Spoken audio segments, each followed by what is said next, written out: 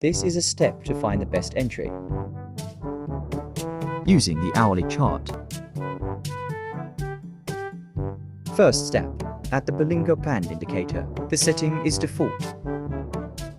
Next step is marking the top and low Berlingo band using horizontal line.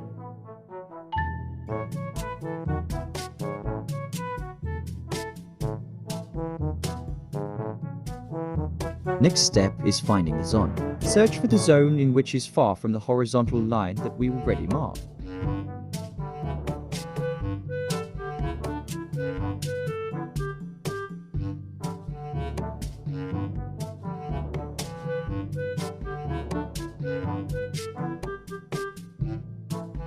Draw the zone using the rectangle.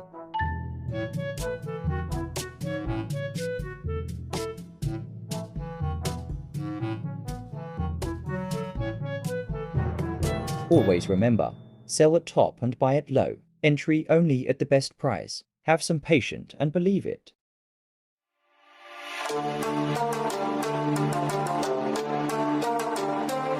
There you are. That is how we search for the best entry. I hope this tutorial can make you a better trader.